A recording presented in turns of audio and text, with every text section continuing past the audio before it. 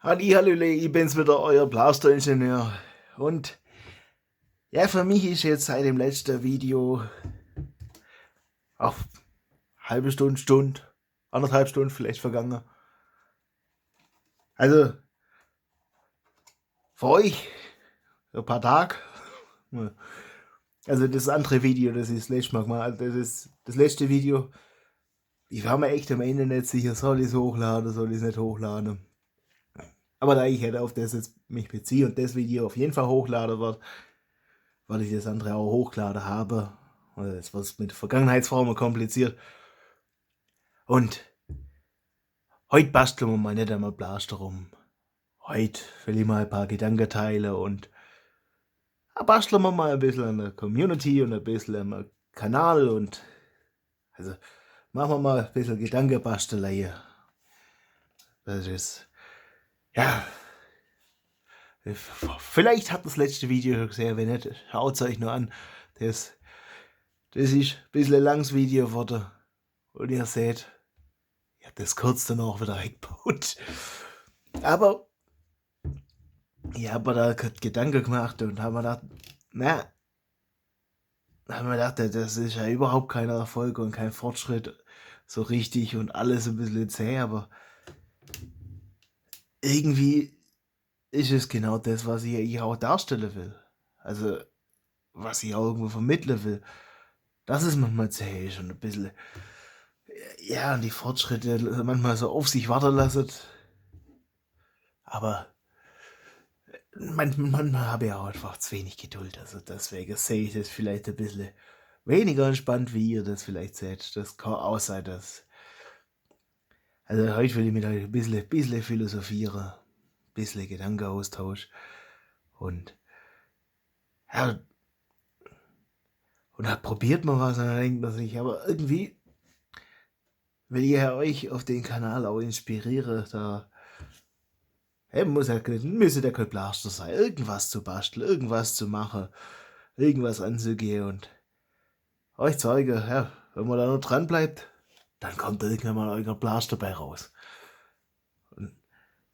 Und wir werdet da auch noch ein zweiter, dritter und wir werden da verschiedene Varianten noch, weil das ist alles, die Idee habe ich jetzt schon im Kopf und jetzt will ich sehen, jetzt will ich wissen, ob's Gott. Und das ist so der Antrieb, man hat da was im Kopf und dann will man das einfach probieren und ja, meistens scheitert's. Das das ist jetzt mittlerweile so meine Lebenserfahrung. Meistens, die meisten Dinge, die man probiert, führen nicht zu dem Ergebnis, das man so im Kopf hatte. Also, das ist. Und je komplizierter die Dinge werden, desto eher scheitert's. Aber, also, das ist so eher meine Erfahrung aus dem Ingenieursalltag. Also, ich meine, bei dem Blaster haben wir immer kontinuierlicher Fortschritt gehabt. Und ich habe da vorne die Tracer-Unit die hat schon funktioniert. Und die habe ich hauptsächlich weggemacht, weil die Schwungräder scheiße sind. Und so wie die montiert war, als wir die wieder nach oben gezogen haben, habe ich gedacht, wenn du nicht prinzipiell nicht schießen kannst, dann bringt die Tracer-Unit gar nichts. Und dann sind zwei von den LEDs schon ausgefallen und alles. Und ja, wenn man da so ein früher Prototypen-Status, da musste es einfach leicht zu reparieren gehen und das war aber da überhaupt nicht gegeben. Und es war auch an der Stelle, das lassen wir bei der Designvariante vom Blaster. Wenn nicht, müsste man da Honor wirklich den vorderen Teil komplett neu designen, weil man da das alles und das will ich irgendwie nicht machen. Also wenn dann kann man her und fangen an. Also das Design können wir erhalten von der Idee. Aber dann machen wir wirklich eine nächste Iteration, sagen, okay, dann machen wir den Schieber anders und alles. Ja, das ist halt, eigentlich wollte ich erzählen, dass Fortschritt mit viele Rückschritte durch viele Rückschritte erfolgt, so rum. Also, dass man viele Dinge probiert, die nicht so funktionieren und die mal scheitern und die nicht so zum gewünschten Ergebnis führen oder und ja, dann immer wieder mal 'n anderer Weg einschlagen muss. Ne? Ja, sind wir ehrlich, als Menschen sind wir alles blöd, 'n Plan zu haben. Das das Leben ist viel zu kompliziert, um das zu planen. Und wenn man was also, ich meine, es gibt schon die Menschen, die den Plan haben, Dinge zu machen, aber das sind ja meistens Dinge, die andere schon gemacht haben.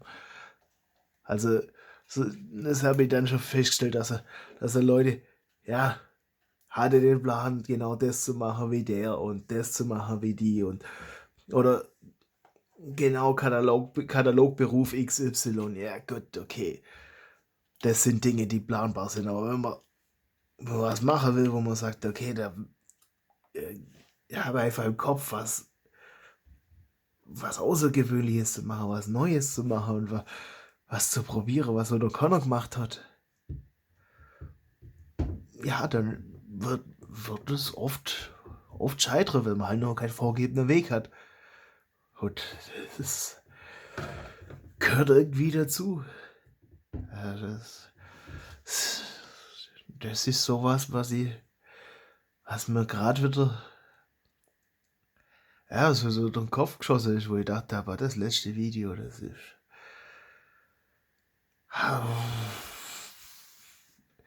da müsste mir wahrscheinlich also, vielleicht liege ich auch falsch und das hat jetzt schon wahnsinnig viele Aufrufe und alles. Das kann ich bei YouTube immer noch nicht richtig einschätzen. Also, das kann auch gut sein, weil, das weiß ich zum jetzigen Zeitpunkt noch nicht. Also, zum jetzigen Zeitpunkt ist das vorherige Video noch nicht hochgeladen. Das ist noch nicht einmal fertig geschnitten. Also, das läuft da grad durch den Ding da, das Schneideprogramm da halt und wird dann zusammengerendert und was weiß ich. Dass das nicht so lang ist wie in der Realität. Das ja, aber ich meine, aber ja, ich glaube, wir sollten auch mal die Stampede wieder weitermachen da auch mal wieder weitermachen. Das ist auch so Ding. Wobei da können's auch sein, dass ich einfach mal da das aufs Ganze gehen muss, Lipo einbauen und alles und ja, aber haben wir dann jetzt Gedanken gemacht, weil eigentlich wollte ich schon länger mal ein Video machen. Was ist die Funktion eines Blasters? Und ich denke, da kann man später auch noch mal drauf ein, dass das ist jetzt heute da die Chance, aber gehen wir mal 'n Schritt in 'ne andere Richtung. Was ist die Funktion meines YouTube-Kanals? Also, ich meine, Anleitungen, wie ihr mit Blaster rumbastelt, das ist, glaube nicht ganz so. Da gibt's da gibt's sicherlich bessere. Ich meine, das und vor allem, das kann ich schon machen, da können wir schon irgendwann mal also, ich werde zu dem Blaster garantiert also, wenn ich den da irgendwann mal 'n Bausatz verkauft kriege oder sonst was in der Zukunft so alles möglich ist, werde ich natürlich ein 2, 3 Minuten Video machen, wo das schnell erklärt wird, dass ihr euch kein 50 Minuten Video anschauen müsst. Also, gut, der Blaster, da werden wir noch 'n paar Iterationen haben, bevor ich sage: „Okay, das hat jetzt 'n Stand“ und dann also, ich habe derzeit auch nicht die Druckkapazitäten, dass ich das selber das sind noch viele Dinge, wo wir noch klären müssen, aber und sonst, da können wir schon drüber schwätzen, dass ich da über zu dem einen oder anderen mal Anleitung mache, wenn's da dementsprechend also wirklich so ohne viel Geschwätz. Aber ich denke, was ich eher will mit dem Kanal, anstatt euch nur zu zeigen, wie man 'n Blaster rumbastelt, weil da gibt's Bildanleitungen im Internet, das ist wesentlich effizienter. Aber was ich eher will, ist da dazu zu inspirieren, dass er irgendwas rumbastelt, dass er einfach ja, auch 'n bisschen Unterhaltung und alles und ich meine, ich schaue mir auch YouTube-Videos an, wo andere Autos zusammenbauen und da ja, was weiß ich, aus irgend 'nem Rostkübel dann dann faszinierende Sache draus machen und ursprünglich dann mal den Plan haben, ja, bloß ein bisschen und dann eskaliert das irgendwie und man denkt sich zum Schluss, okay, ja, das würde ich auch kennen. Das, und das finde ich dann faszinierend und das inspiriert mir auch, irgendwas zu machen. Und ja, mein Schweißer kann ich nicht, das fehlt mir noch. Aber das ist ja das, was mir an dem Hobby gefällt, dass ich da was im Kopf habe, wie ich das gerne hätte und alles und dann fängt man halt immer an und denkt sich, okay, na, schauen wir mal, wo denn das hinführt. Den Plaster da vom halben, dreiviertel Jahr, ich weiß nicht mehr genau, wann ich angefangen habe. Aber ja, als ich das angefangen habe mit dem Magazin, das habe ich alles so nicht so im Kopf gehabt. Also das würde ich jetzt lügen, wenn ich sage, ja, das war von vornherein der Plan, dass es so aussieht. Das, aber mir gefällt's. Also, das ist jetzt auch, wenn die Schwungräder noch bescheider sind, aber ja, da findet man auch noch Lösungen dafür. Da muss ich so Gummiding rein oder sowas, irgendwas. Oder mal wirklich ein richtig aggressive Kleber rein. Aber was ich eigentlich raus will, ist halt das, wie sich das so ein Projekt so entwickelt und wie das dann so Stück für Stück und dann hat man da die Rückschläge und das alles und da will ich euch eigentlich auch Geschichte erzählen, weil das und dann auch so Stück für Stück eine Community drumherum aufbauen. Fände ich auch mal cool, wenn man da irgendwann mal so ein Match hätte oder so, wo dann jeder mit seinem selbst entworfenen Blaster antritt und wahrscheinlich trifft niemand wirklich was, weil ja, wenn es mehr darum geht, irgendwie einen witzigen Blaster zu haben, wie da jetzt besonders zielsicheres Ding oder so. Aber ja, es ist ja auch, die Funktion vom Blaster ist jetzt nicht unbedingt, also gut, klar gibt es sicherlich Leute, die da wirklich einen Sport draus gemacht haben und da muss das Ding zuverlässig funktionieren und muss sauber treffen. Aber ja, für mich ist die Funktion, da einfach eine schöne Zeit damit zu haben. Und ja,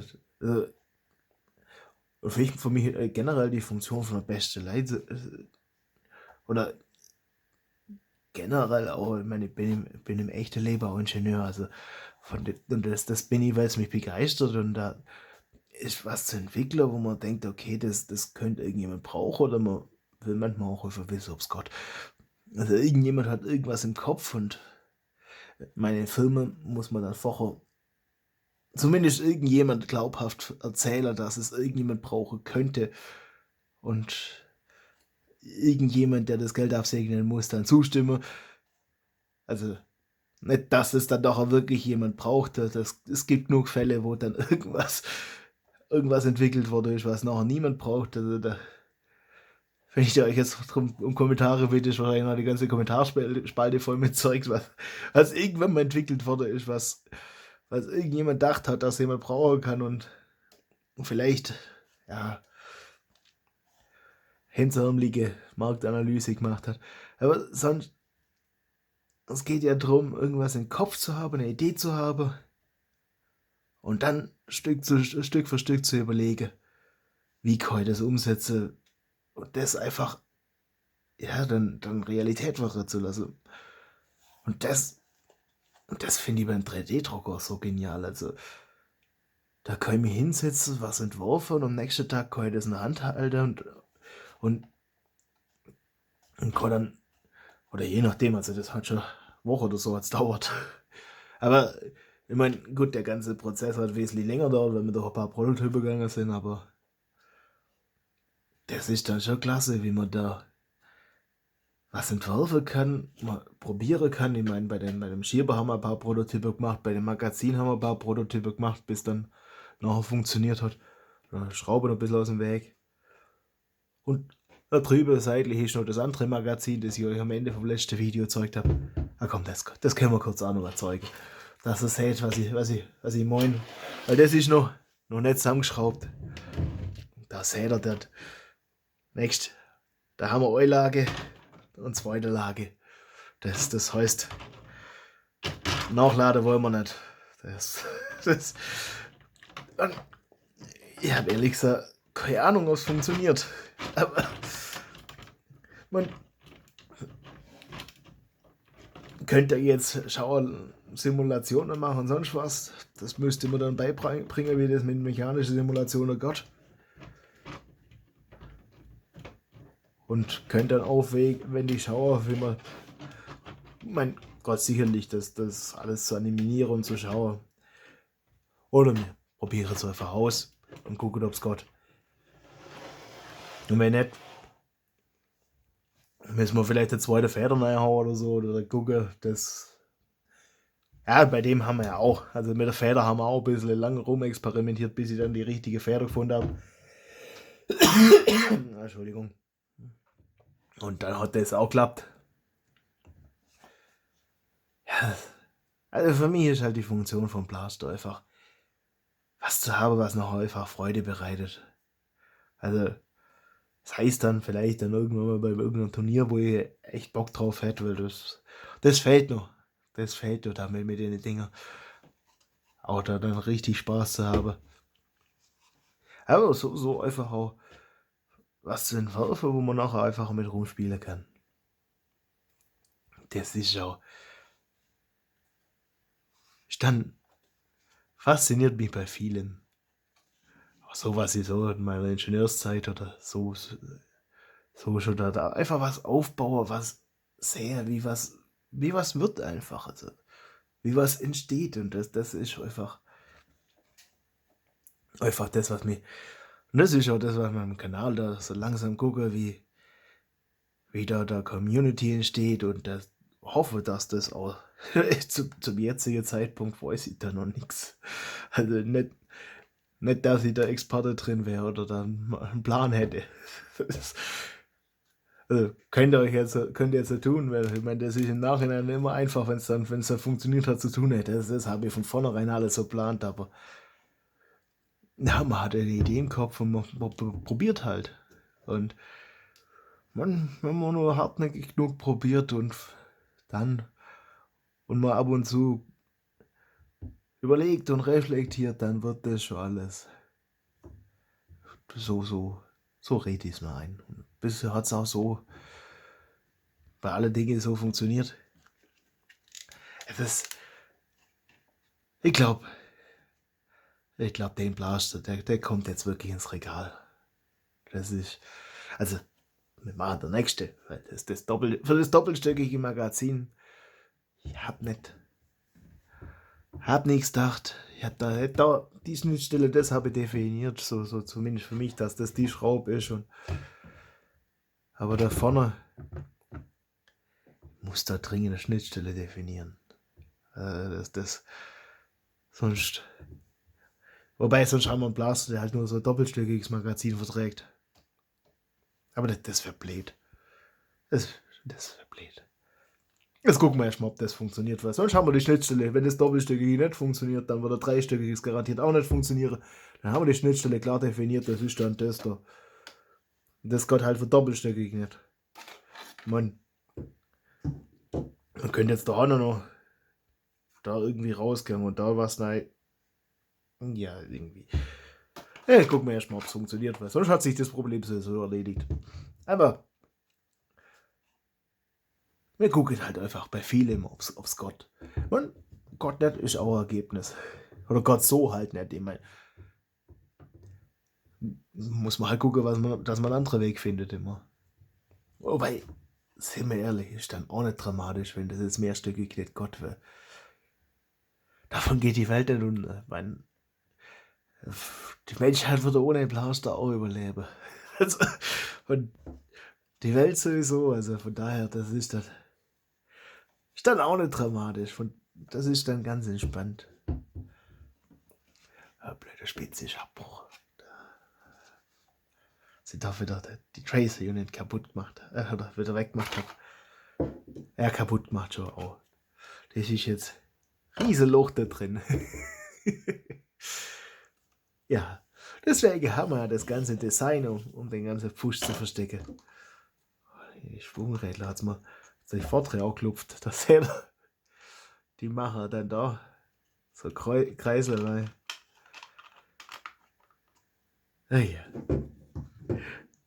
Ich hoffe, euch unterhält das alles und inspiriert das alles. Und ich hoffe, dass ihr jetzt auch schon fleißig dabei seid, irgendeinen Blaster zu entwerfen. Weil vor allem bei so einem Video, das ist wunderbar, das nebenher, da, wenn man da ein bisschen so einen Blender rummalt und die Punkte hin und her schiebt, da kann man sich sowas nebenher wunderbar anhören. Und hoffe, dass ihr das jetzt macht. Also, ich will ja eure Entwürfe auch mal sehen. Will mich auch inspirieren lassen, nicht bloß. So keine Einbahnstraße sein. Jetzt Aufforderung an euch. Seid kreativ. Ja. Oder schreibt mal eure Idee, die zu dem Blaster einfallen. Vielleicht komme ich irgendwann mal dazu, die selber umzusetzen. Wenn nicht, bin ich immer überlegen, wie ich euch da was zugänglich machen kann. Das habe ich noch nicht final entschieden, aber da werden wir schon Lösungen finden. Ja, bin ich schon gespannt auf den nächsten Blaster. Ich weiß noch nicht, ob ich da Videos dazu mache, wie ich das entwerfe, oder ob man das einfach Stück für Stück anschaut. Ich kann es euch mal beschreiben. Also das Ganze wird ein bisschen kompakter. Das soll alles weiter nach vorne, der Griff weiter nach vorne. Und der Griff wird bloß so halbe. Und da kommt da Schiene hin. Habe ich ja mal das zeigt. Das ist eigentlich, der Blaster ist so rum auch recht komfortabel. Und da kennt man, wenn man da einen Schalter in der Mitte hat. Und dann wäre das auch für Links- und Rechtshänder. Weil das muss ja auch sein. Ich meine, ich habe 2 Hände. Also für jede Hand ein Blaster, ist doch klar. Also, und den kann ich mit der linken Hand nicht bedienen. Und vor allem, oder halt, wenn er auf dem Kopf ist, nicht bedienen. Und da könnte man oben dann entweder so Griffende hinmachen oder unten halt. Dann in dem Moment wäre es dann unten. Und dann könnte man dann, 3D-Druck hoch, sieht nicht schön aus. Und dann könnte man dann da ein anderer Blaster drauf. Also da oben ist so Präzisionsblaster und wenn dann irgendjemand um die Ecke kommt, dann hat man dann einen zum Schnellfeuern. Also ich meine, der ganze Griff, das muss alles ein bisschen kompakter werden. Hätten wir dann da Blaster und da ein Blaster. Ich glaube, der Trigger muss kleiner werden. Der ist, so ist er okay. Und da hat es mir einen kleinen Finger bedienen will. Da braucht man ein bisschen Kraft in die Finger.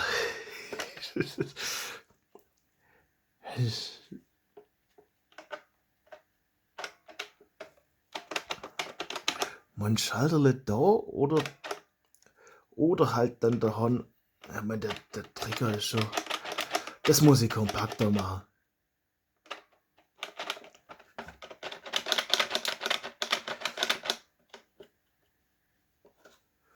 Der Schalter auf beide Seiten ist halt blöd zum Ansteuern. Der hat schon gegangen. Man könnte die Schaltung schon so machen, das geht schon so, aber das ist halt. Wobei dann tauscht sich ein und aus. Also da müssen wir einen Schriftzug wegmachen. Aber man hört es ja, ob er ein oder aus ist. Also, ja, das wäre blöd.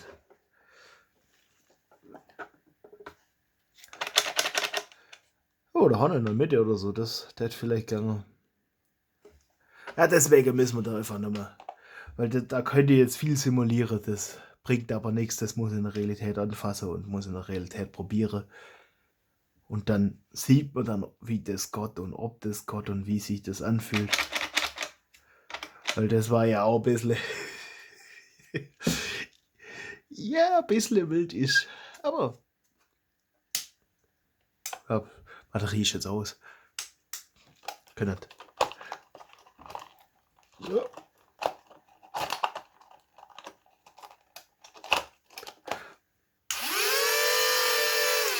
dass er auch mal ein bisschen hört. Ja, das ist jetzt auch wieder ein langes Video geworden. Aber lasst ein Abo da, unterstützt den Kanal. Schauen wir, dass wir da schöne Community, wie das so neudeutsch heißt, machen. Oder dass man einfach guckt. Also, da brauche ich natürlich euren Support, wie das auch so schön heute. Also eure Unterstützung, wie das halt so heißt. Und das hätte mir schon gefallen. Vor allem, wenn man dann irgendwann mal, ja, wenn ihr so eure Designs und alles aussehen, was ihr so entworfen habt und was ihr so gemacht habt, das wäre schon cool. Oder mal irgendwann mal ein Event gegeneinander oder was weiß ich, oder was auch immer, wenn man so ein Quatsch miteinander machen kann. Wettkämpfe will ich das jetzt nicht nennen, weil das muss ja nicht alles ernst sein. Dafür gibt es einen Alltag, um ernst zu sein. Das muss man im Hobby nicht auch noch haben, finde ich. Also, ja, dürfte andere Meinung sein. Das ist auch okay. Ja, dann lasst ein Abo da, lasst ein Kommentar da. Wenn ihr bis jetzt geschaut habt, freut es mich auf jeden Fall. Und ich wünsche euch viel Spaß mit euren Blasters. Euer Blaster-Ingenieur.